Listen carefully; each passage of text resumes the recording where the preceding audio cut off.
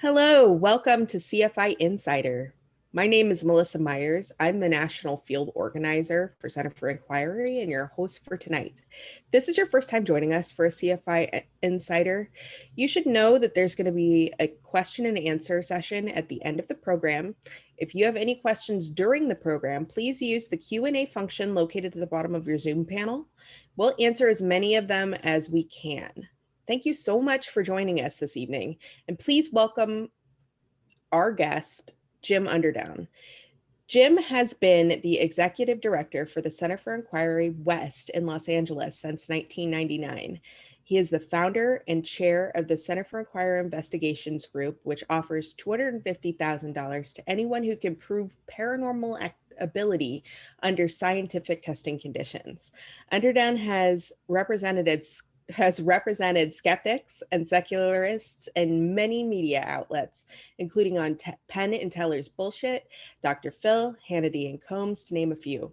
He's written for Skeptical Inquirer and Free Inquiry magazines and writes the Ask the Atheist and Hollywood Reality Check blogs for CFI.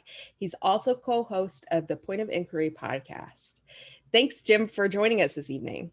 Oh, my pleasure to be here. Thanks for having me on. Absolutely. I know that we have a bunch of people joining us from all over the country tonight.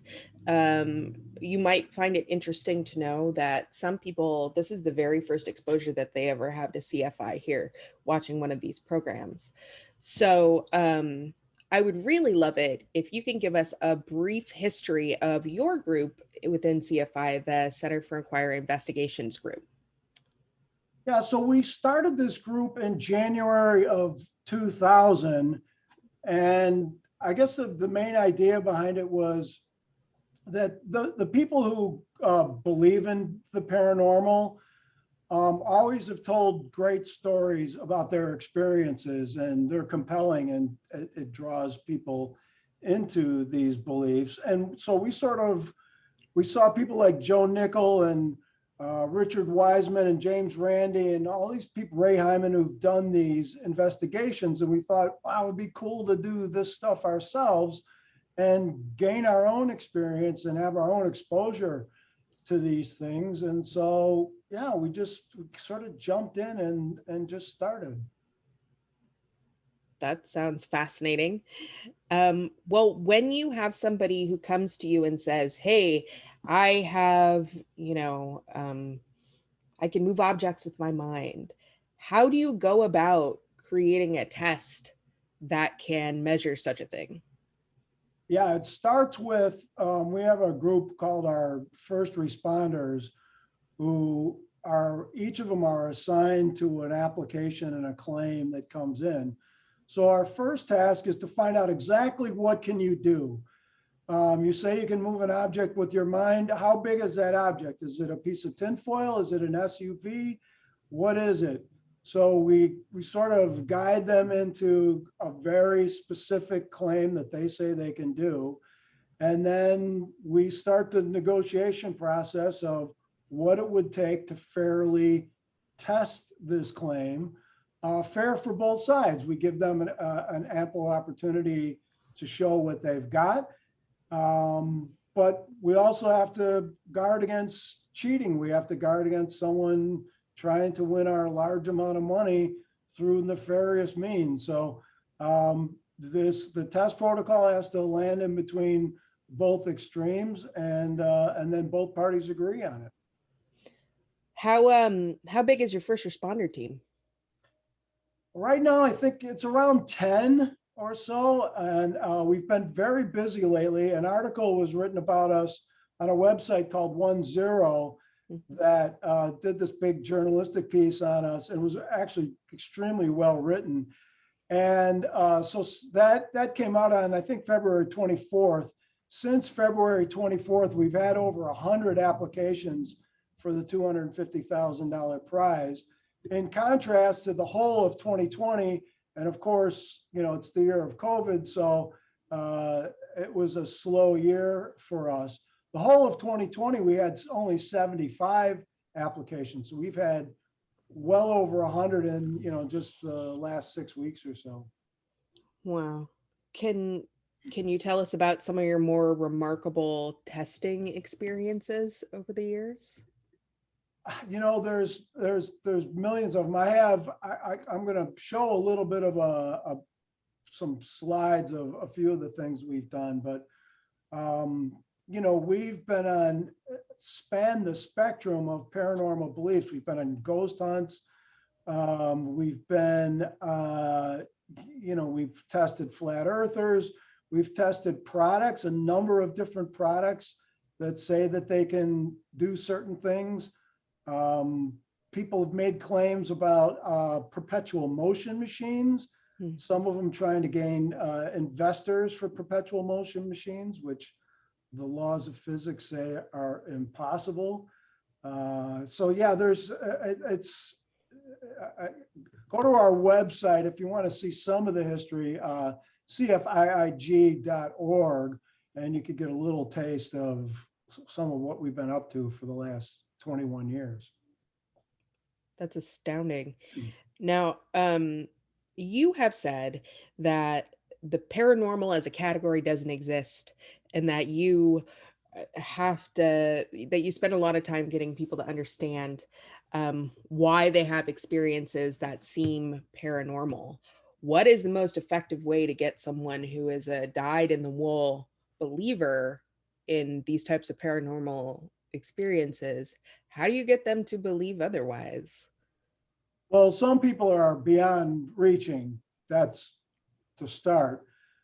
But it's part of the reason why we do these tests and the investigations too. So not every investigation involves testing someone who says they can do something. But we try to use scientific principles to go and gather evidence and try to figure out what's going on using scientific method and the known laws of science to figure out exactly what's happening. So, that to get people to actually believe in it partially involves, I think, showing this solid scientific evidence.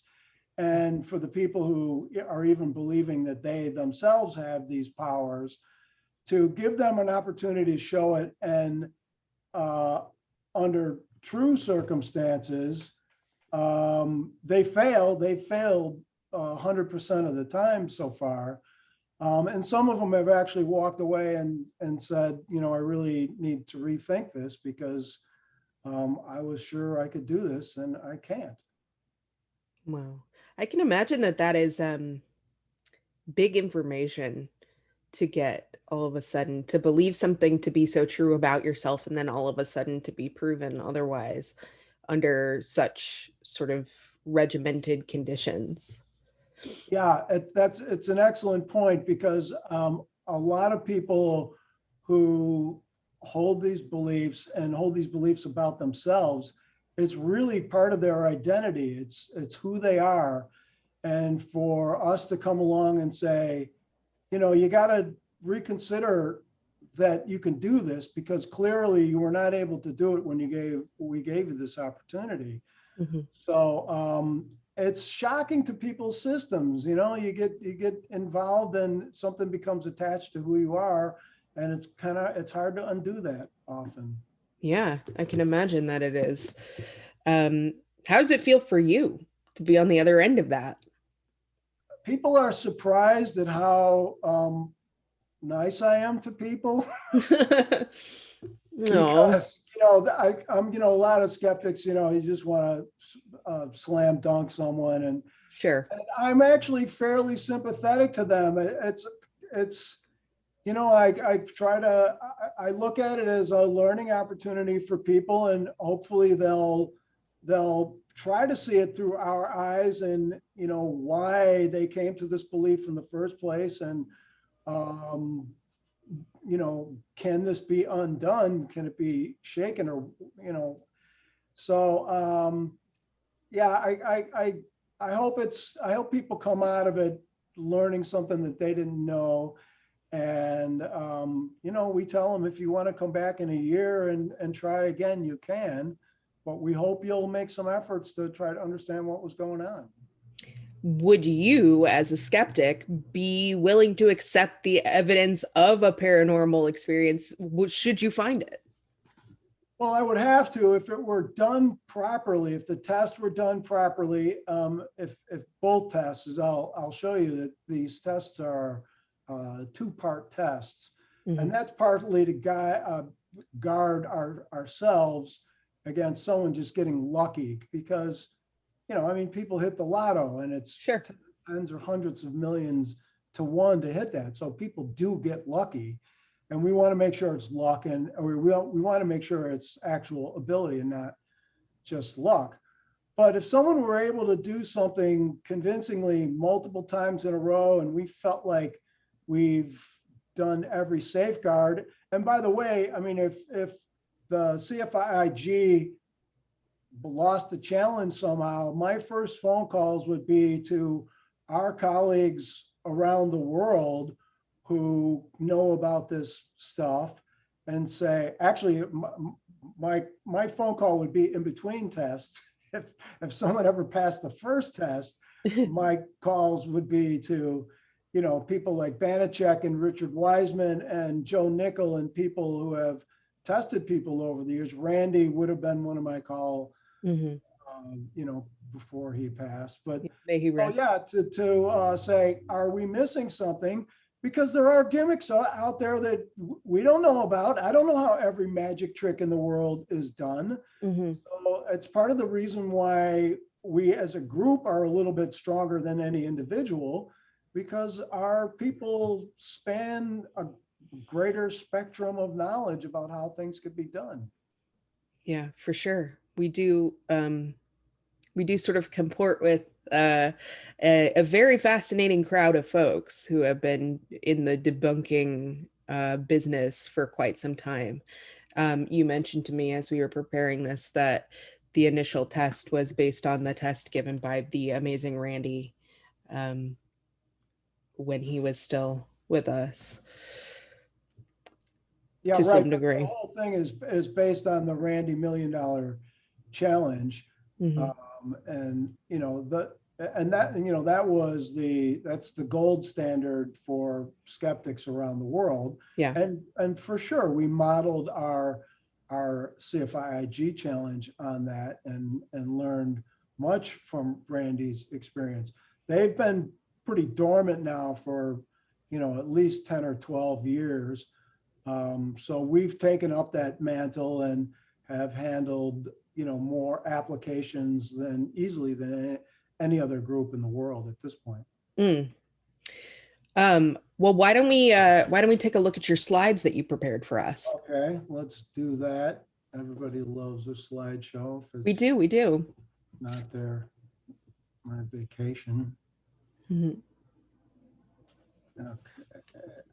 Let's see. How about if I start at the beginning? There we go. Okay, so you see that? Yeah, it looks good. Okay. So yeah, this is the group. We started at our 2 buildings ago in Los Angeles in 2000. Small group of probably 5 or 6 people were the original group. And so I'll give you the super quick history from then till the present. So the 2 main groups, the large group is here in Los Angeles, and we also have an excellent group in San Francisco run by Jerry Schwartz, and there's great people up there, part of the Bay Area Skeptics and others. So they're like our sister group up there. But we have individual people all over the world in other states and in several other countries. These applications come in from all over the world. So it's nice. Not everybody can fly to Los Angeles or San Francisco to be tested. So it's nice if they're in Europe that we could send them to the UK or Germany or Italy and still get tested. Especially during COVID, we've focused on these tests instead of investigations. A lot of people like the idea of winning $250,000, so that takes up a lot of our time. Sure. So CFI, the group was originally the independent investigations group. In 2011, we had an official association with the Center for Inquiry. Even though I had already been working for them, the group was independent. But in 2011, CFI underwrote the then $50,000 challenge, which, by the way, started as $5,000 challenge that we reached into our own pockets for in the first place. Wow. So 50 goes up to 50 grand in 2011. In 2015, it goes up to 100 grand. And then in 2018, we are officially subsumed into the Center for Inquiry world in our now an official program of the Center for Inquiry. And the prize is now $250,000. And if anyone out there is watching this and you got, a few $100 grand or $750,000, let's make it an even million again. Come on, your money is safe. Fair point. So far, yeah. Famous last words. Excuse me. This is some of the latest data on paranormal belief in the United States. We've dealt with 3 of these fairly frequently.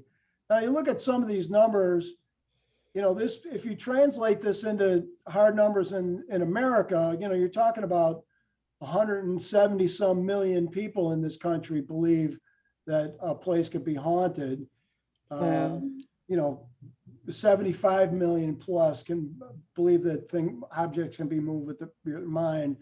Fortune tellers, obviously these are huge businesses that people make lots of money. So why do we even address these wacky beliefs?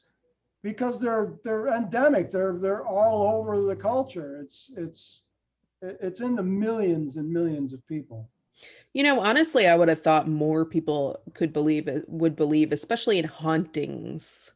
That seems like a pretty prevalent view. Yeah. Well, I mean, it's almost 60%. So that's plenty of people. It keeps my job safe. Yeah. Wow.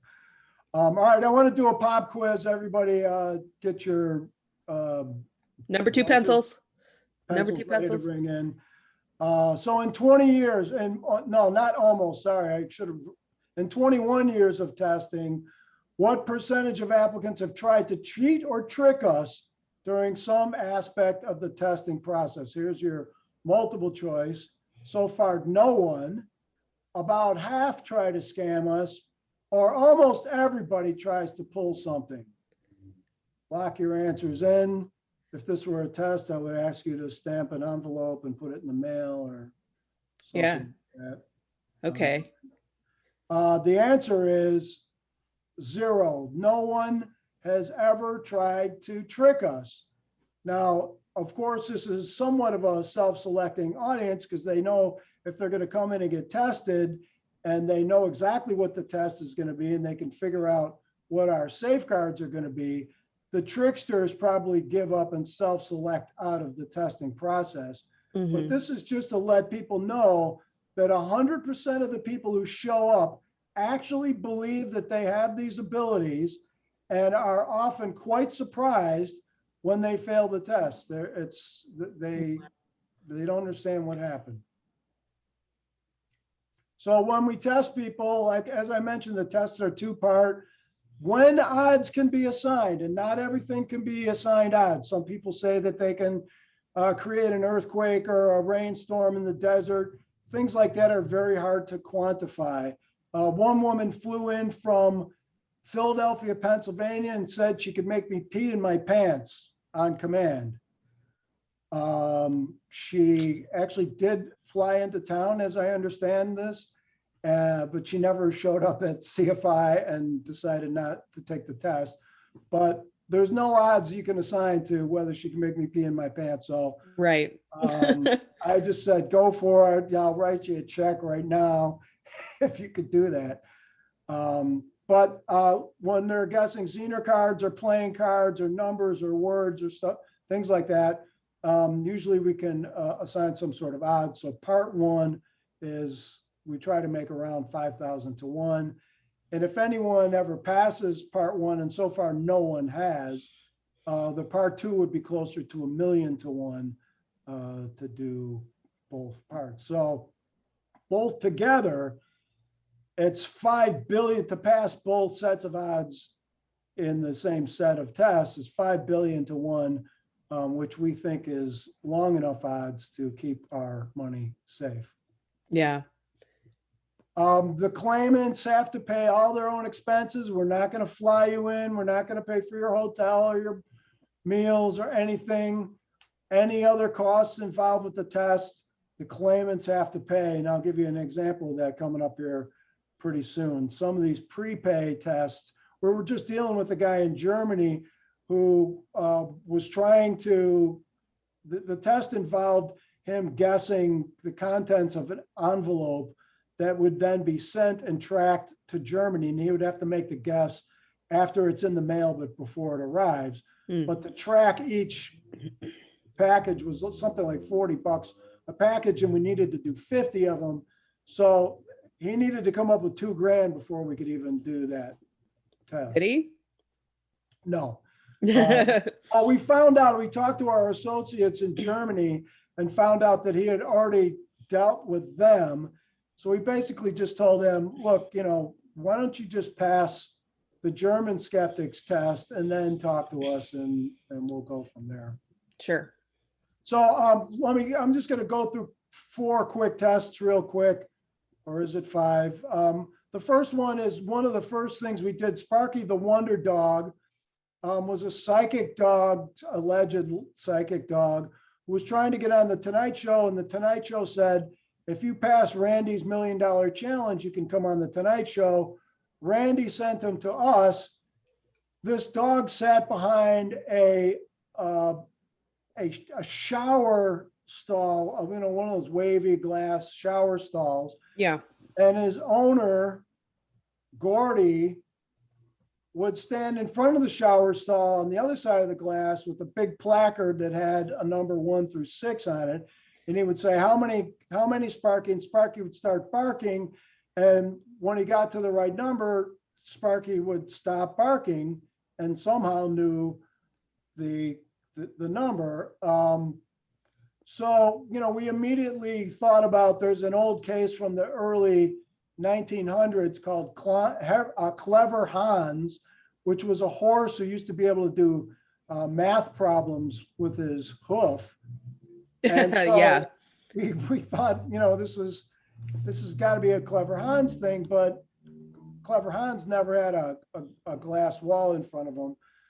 So the test just ended up at CFI. We put this curtain up between 2 offices, and Gordy said, how many, Sparky? And Sparky just kept barking and barking and barking. And Gordy got pissed and yelled at Sparky, and the test was over, and it was a big crash and burn. So he actually was getting some sort of a physical cue, even if Gordy wasn't aware. And this was the same thing that happened with Clever Hans.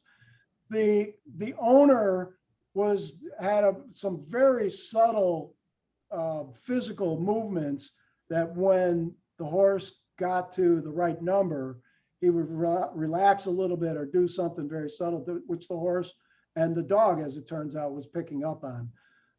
So he never got to go on the Tonight Show, and he never won the $1 million. Sorry about it, Sparky. Yeah.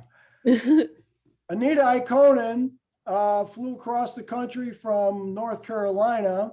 She said she could look into the human body and see if your kidneys were there or not.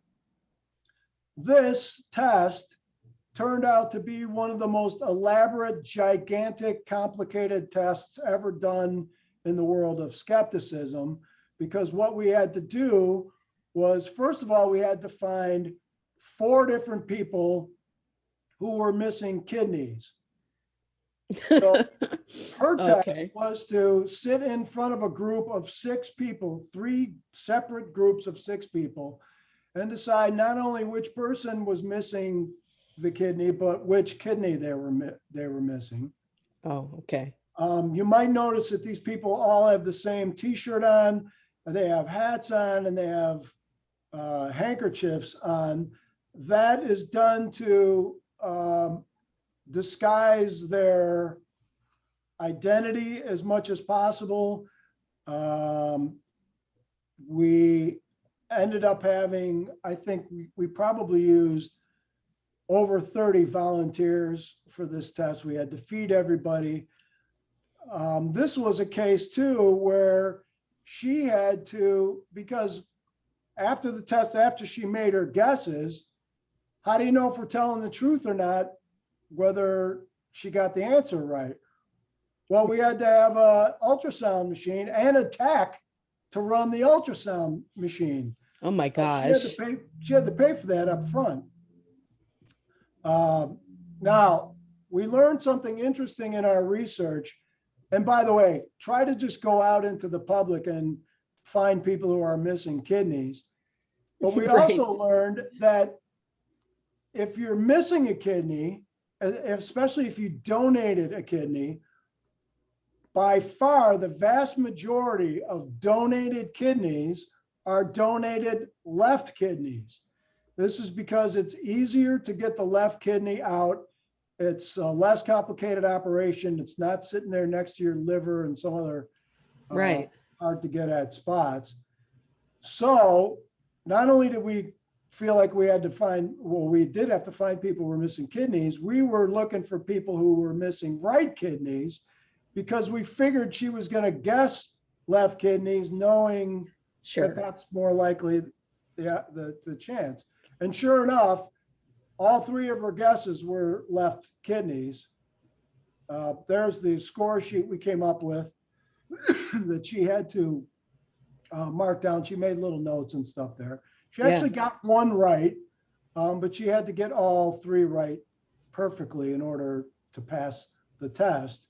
And then the tech had to use the ultrasound on the people to make sure that they were actually missing, the people who were supposed to have missed the kidney were actually missing a kidney. And by the way, and there's a weird thing too that we didn't know, but there are a fair amount of people walking around with only one kidney who don't know that they only have one kidney.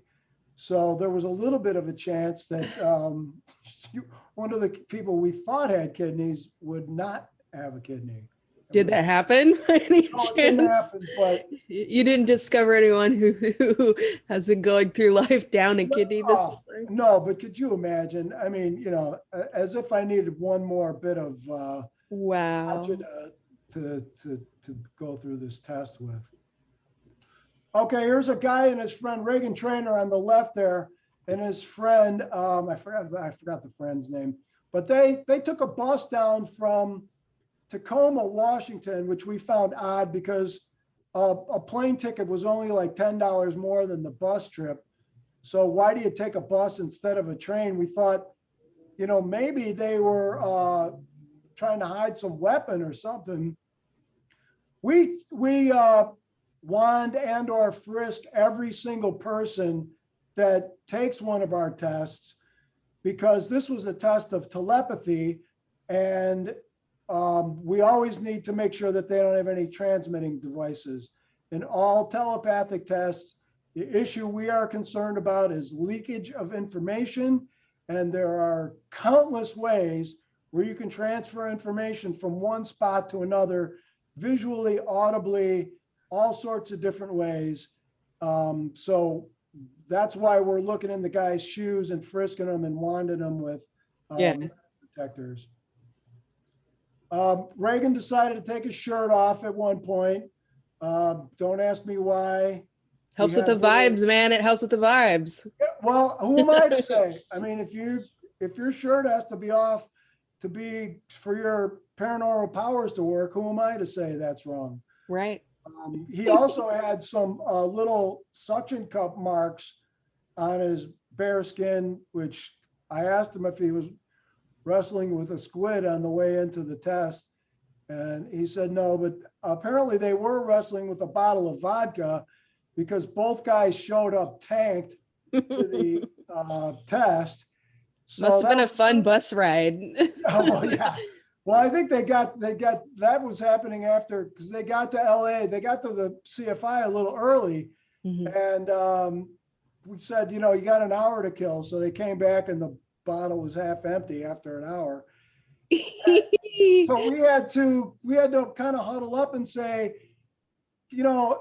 should we even test this guy? And the consensus was same sort of thing. Who are we to say that, being buzzed or drinking vodka isn't a prerequisite to, Sure. paranormal powers?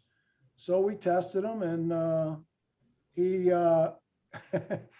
there's Well, what was Reagan here's purported ability? also, he said we took that's a giant playing card in my hand on the left picture there.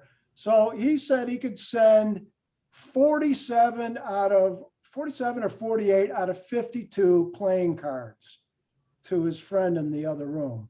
Oh.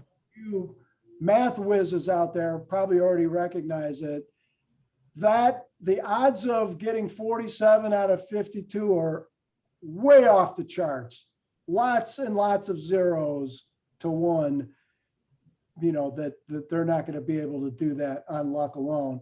And just to make things even more difficult, some of the guesses that this guy was given Ross were not even actual playing cards. He would say, like, the king of jacks.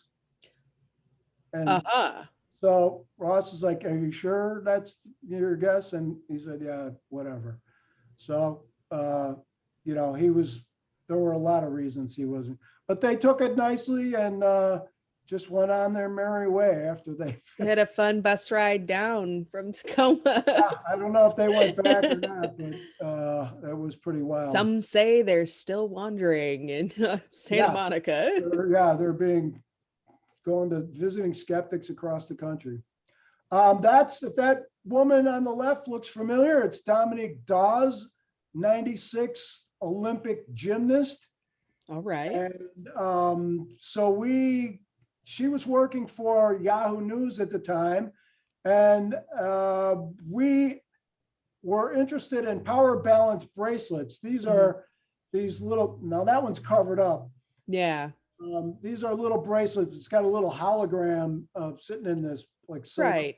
Bracelet. It's like a gummy bracelet with a piece of foil on it, right? Exactly. And that magic hologram in their original advertising was that it would help your speed or your strength, balance, and flexibility. That was the claim: strength, balance, and flexibility. I seem to recall them really having some actual celebrities of sport involved in the promotion of this thing. Tons of them. They had, I think, Shaquille O'Neal, some NBA players, some Major League Baseball players. They had major endorsements by pro athletes. So we decided to put the bracelet through a double-blind test, which involved taking 4 of these bracelets. We got 16 volunteers. We created an obstacle course where someone ran across a balance beam with weights in their hands, ran through a figure eights, and then tested their flexibility afterward. So each group wore one of the bands 4 different times.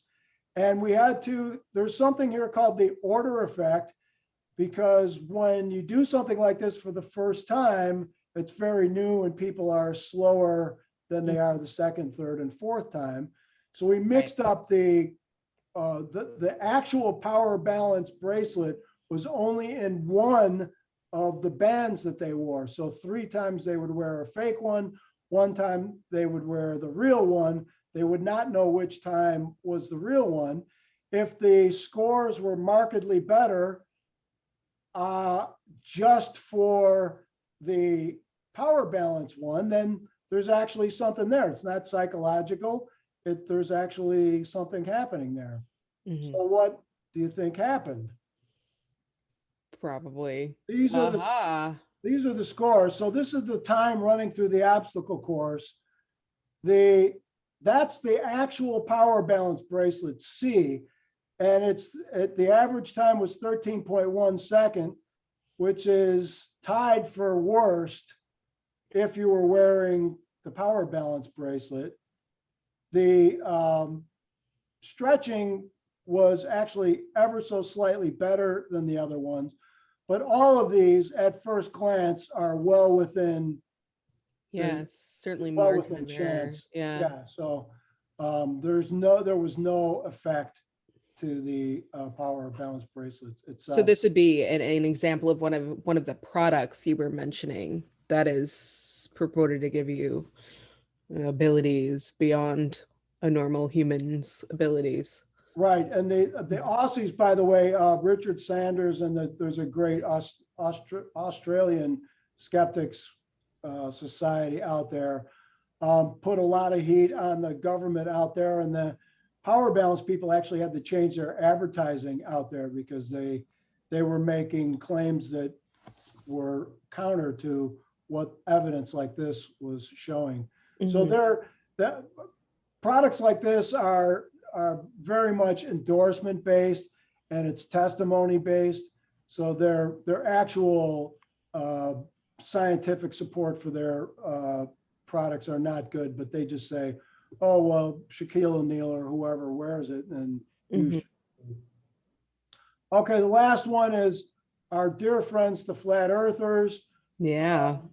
We tested this in the Salton Sea for lots of different reasons, mostly because of the air quality out there and the ease at which we could get across, see across a large body of water. Flat earthers believe water is flat.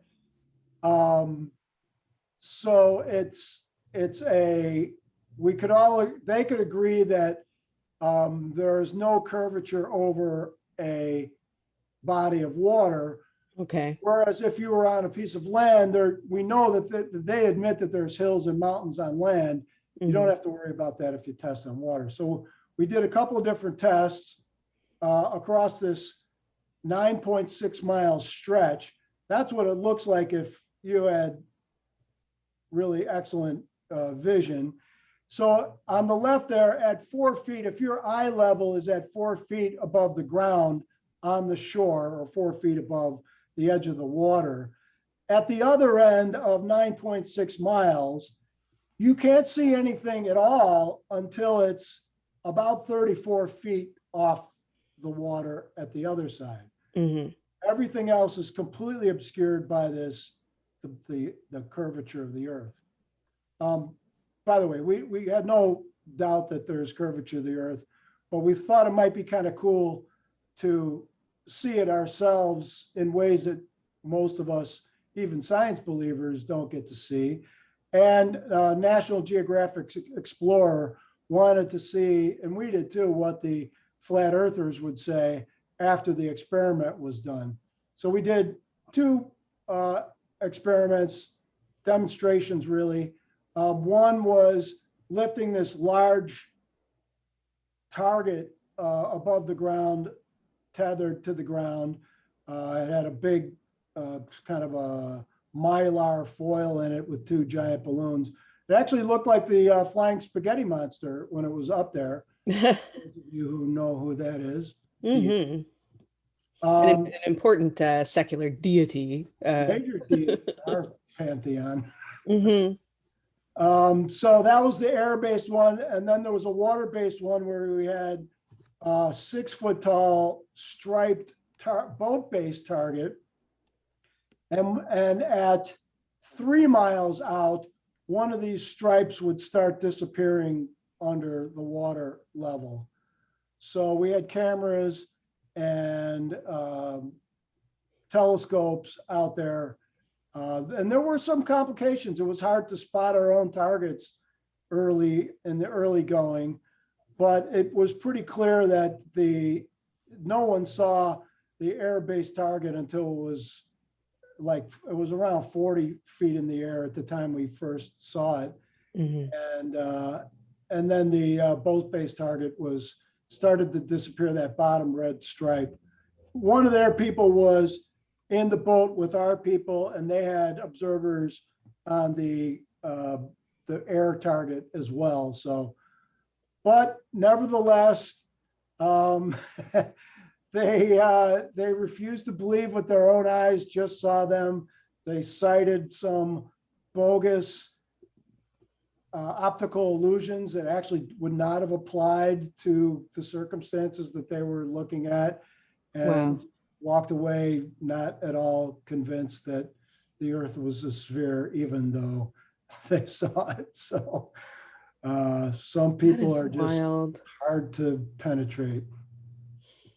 I reckon that it's, any type of belief of that nature, it gets into that same mechanism that makes one believe in a deity to begin with. Anything that kind of yields that supernatural, unflappable faith. Yeah, no, and that group, the flat earthers are particularly prone to conspiracy theories. They believe, all the NASA photos are faked, and the governments in the world are all in cahoots, patrolling the ice wall that is the Antarctica, that they say is inaccessible to regular people because it's actually the end of the earth, and it's holding up the oceans, and just on and on. Yeah, that ice wall. Yeah. The one. Yeah. The one we all know about. That one. Yeah, it's been a bad year for conspiracy. That is true. It has absolutely been quackery has had sort of like a red letter year, that's for sure. All right, Jim, I have some questions for you from our lovely viewing audience. Are you you hold yourself in readiness? I'm as ready as I'm gonna be. Okay, so number one comes from Jason Pitts. What percentage of applicants actually go through with testing versus how many can't agree to the design of the test? And that's a good question, and it's much more than can't agree to the design. They fall out for all sorts of different reasons. Sometimes they just disappear. A lot of them just keep changing what they say they can do. So I would say something like 5% of the applicants get tested. So it's a tiny percent make it from the application to actually showing up and going through with it. Yeah, very small. Okay. I suppose that's not like extremely surprising, judging on what you've said is involved with the testing, especially, I'm sure a lot of folks are not expecting right out the gate to be paying for it, and they probably think they're getting a trip. Yeah, some of them do. I mean, it's like you have to pay me to come and show you, and we're like, it doesn't work that way. Okay, so I have a question from Sergio, who says, do you consider religious beliefs to be paranormal?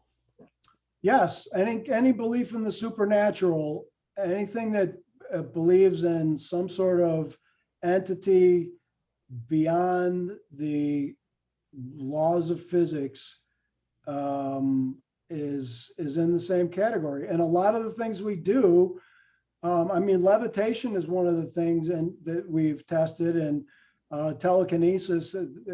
Jesus supposedly walked on water. There were seers in the Bible who heard voices and predicted the future and talked to animals and all sorts of things. So there's a very direct correlation between magical religious thinking and paranormal beliefs. Yeah, absolutely. Here is a question from Peter. How do you deal with religious miracle claims while staying nice? I work very hard on staying nice. Yeah.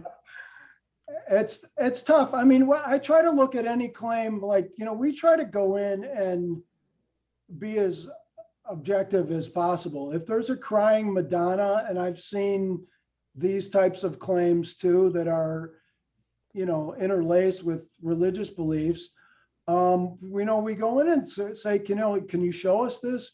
Can we have a look around this? Can we sample the tears? Are they tears made of the same material that human tears are made of? So it's just it's all the same investigation. We use the same standards for either types of claim.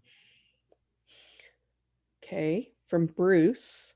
What role do you think TV shows like reality shows about psychics, hauntings, and other hokum have played in the years to increase these types of claims? Yeah, I remember an old Skeptical Inquirer article from years back. I think it was Skeptical Inquirer that talked about how many people base their paranormal claims on unsolved mysteries and what was the Scully and Mulder? The X-Files. X-Files, that they directly got their beliefs from the X-Files. So it probably doesn't help.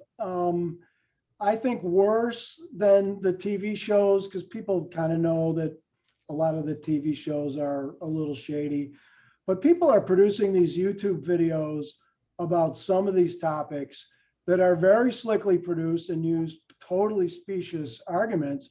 But a lot of people are falling for these arguments and don't have the scientific background or the critical thinking background to refute this stuff. So, right. I mean, it's a massive amount of misinformation that's out there that we're always struggling to keep up with. How do you reckon that deep fake technology is gonna make your job harder? Yeah, it's even worse. I mean, there's just nothing that will satisfy some people.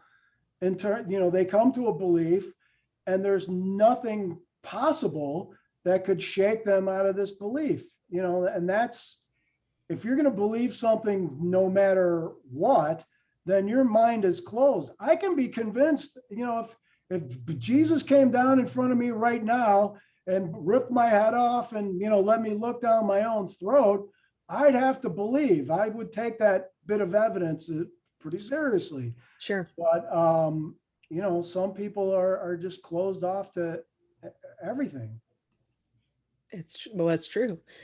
David asks, are there any potential tests that could be borderline paranormal in that they're too close to simply having as yet poorly understood scientific explanations as to be excluded from the contest? More likely than poorly understood scientific explanations is that statistically, sometimes, there's just the stats sway one way or another slightly. Mm-hmm. The tests that are most often cited by believers who sort of pay attention to the science mm-hmm. are ones with a very small effect going on. So in thousands of trials, it should be 50%, and it's 51.6%. Mm-hmm. Fortunately, we have people like Ray Hyman and Jim Alcock and some other people who know how to read a scientific study and say, this was not added properly, or you changed the protocol halfway through, or something else. It was not a well-conducted experiment. Mm-hmm. So a lot of the times, even when there is a tiny effect, we go back and look at the experiment. Some of the people who have written books about this have done very shoddy experiments where there's information leakage. So no one's been able to repeat this stuff consistently to the satisfaction of any science organization. Amy asks, have you investigated people who cheat others? So just your regular old day walking charlatans. Yeah, I mean, we have looked into a number of psychics. I've written articles for Skeptical Inquirer about the TV psychics. I mean, your Johns Edwards, your Reese's Caputo, etc. Exactly. Taylor, whatever his name is. We've gone to these shows and watched what happens live. So these people they're making millions of dollars doing this, but even the ones who just take advantage of the average person. I personally know someone who paid $1,000. Her husband died tragically, suddenly, and she was heartbroken by his death, and she paid $1,000 to jump in front of the line for a 56-minute phone reading. And we analyzed the hell out of the phone reading, and we actually learned quite a bit about what happened during the reading. But I don't think she was talking to his husband at all. Most of the stuff she said was wrong, or she asked a lot of questions or whatever. So I think that $1,000 was that she got ripped off by the $1,000. So yeah, some of this stuff is in direct, all these products, Kanoki pads, pulling toxins out of your body, power balance bracelets.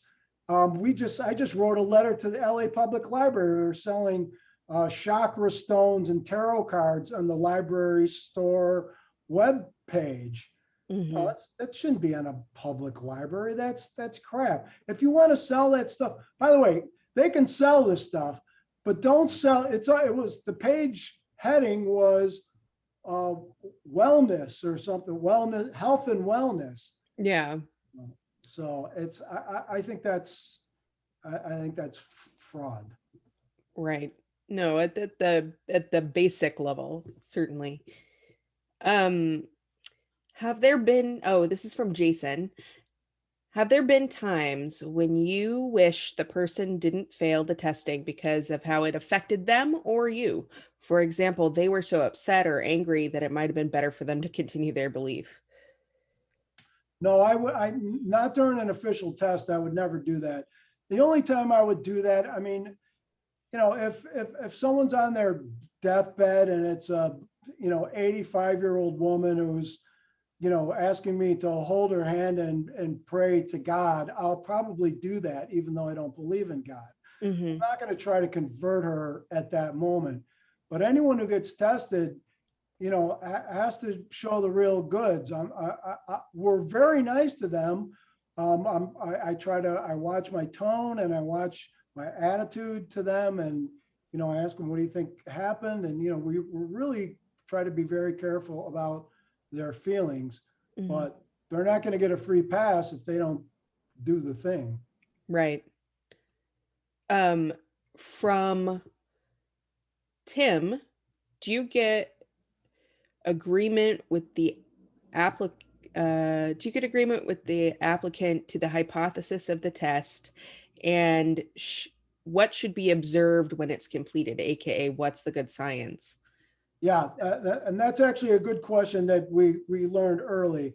So the applicant has to agree.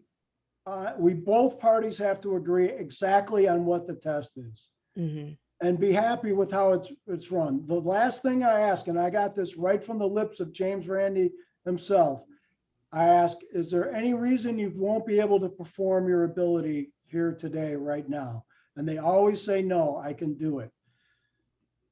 The test always has a simple, objective result. There's no judging. There's no wiggle room. You either get the answers right or you don't. It's very clear cut. So we make sure that that's the case, so that there's no doubt looking back that what they said they could do and what they tried to do lined up with what we asked them to do. Stephen asks, how often do your participants after a failed test try and convince you that your testing method was flawed or that some other factors prevented the demonstration of their power? Yeah, I have this book that someday I'll write that's called The Big Book of Excuses. Most of them, I would say, leave the building saying, I accept this result, and that's it is what it is. Many of them, like clockwork, after a couple of days, come back and say, they cheated me, the test was bogus, I didn't know it was going to be this, I didn't know it was going to be that. When actually we do exactly what we said they were going to do and what they signed on to do. Sue asks, why would everyone be involved in this round earth conspiracy? What would we get out of it? That's an excellent question. I asked the flat earthers that too, because they believe there's some cabal up at this high level who is hiding this flatness fact from humanity. And that was my question. Why? What are they getting out of it? Who cares? I mean, what difference does it make to human? Well, it would make a lot of difference to the science community because it would change some fundamental aspects about how planets are formed. But Yeah. everyone else would probably just deal with it and say, okay, there's an ice wall, and it's holding the ocean in. So what? Go about your daily business. Right. Right. Our friend Robert here points out that if the earth was flat, cats would have knocked everything off by now, which is true. Good point. Another Robert says, in a situation like the power balance bracelet, when the item actually does outperform everything else for one activity, for example, stretching, what sort of math do you do to figure out if the effect is significant? That's a good methodology question. Yeah, we mostly subscribe to the Bayesian statistical models where, there's a certain level of difference from what you would expect to happen that you would demand to see before you assign any sort of significance to that. That's it's 0.5, I guess, from the standard. I mean, yeah, all those columns were all pretty even. Let's see. I have a question from Duke and Mary. Have you heard from any sports figures like LeBron James after you exposed the discouraging results of the power bracelets? No, there's a few of them. Some of this stuff just sort of went out of fashion, and I suspect too, and part of it was actually fashion, but I also suspect that companies like Power Balance, and there are many of these things, these necklaces some of the baseball players use. I suspect that the companies might send them a necklace and 15 grand in the mail. And say, wear this season. So yeah, I don't think they're very public about this. And by the way, I mean, I played sports all the way through college, and a lot of athletes are very superstitious. Anyway, yes, they are. And if you do believe it's going to help you, it actually could help you. Just like a lucky penny or a rabbit foot. Yeah. If you think it's going to make you pitch a better game, it might actually make you pitch a better game. It just doesn't work. Is a thing. It is a thing. Yeah, it's a power of suggestion. Yeah. So, no, we don't hear from them saying I was an idiot. Gary asks if you've ever tested a claim of reincarnation. Not specifically, though. I know about some examples where people are supposedly speaking languages that they never knew. It's usually pretty easy to poke holes in their stories, either that the gibberish they're speaking is not actually a language, or they get fundamental aspects of, being a knight in the 1300s that actual historians know is not true. So it's a little tougher because it's all sort of story, anecdote based. All right, so I have room for one more question, and this one is from Robert. It says, a lot of these tests seem complicated to set up, considering the controls, double blinding, etc. Are there any good resources for learning how to set up an effective experiment like this? Yeah, 21 years of hard-earned experience. Some of the stuff it follows some simple rules of experimentation, double blinding when possible, peer review when it's finished, transparency with everything you're going to do. not changing things in the middle of it, knowing the statistical probability of these events happening on their own or just by chance. So that's like a fundamental base to start out with, and then just sort of inject all that stuff in with dealing with people who are sometimes deluded, sometimes mentally ill, sometimes just misinterpreting phenomenon that happens around them and thinking it's other than what it actually is. Sure. Well, I want to thank you very much for joining us this evening, and I want to thank our watching audience. Now, if somebody wants to help you out or become a part of your testing panelists, how do they get a hold of you? You can write me at junderdown@centerforinquiry.org. Okay. Visit our CFIIG.org website and see what's up to. We're usually pretty good about letting newcomers sit in on our monthly meetings. Unless you're an applicant, then we probably won't let you or only let you sit in on part of it. But yeah, I mean, we can use all the help we can get in. You know, if you're in another part of the country and are of a good scientific and skeptical mindset, you know, give me a call at CFI West and we'll talk. All right. Well, thank you everybody for joining us this evening. We know that there are many ways that you can choose to spend a Tuesday evening, and we're so grateful that you chose to spend it with us. If you missed any old part of this broadcast and you'd like to watch it again, it'll be up on YouTube within the next couple of days. Thank you so much, Jim. And thank you, our watching audience. And have a great evening. Good night. Good night.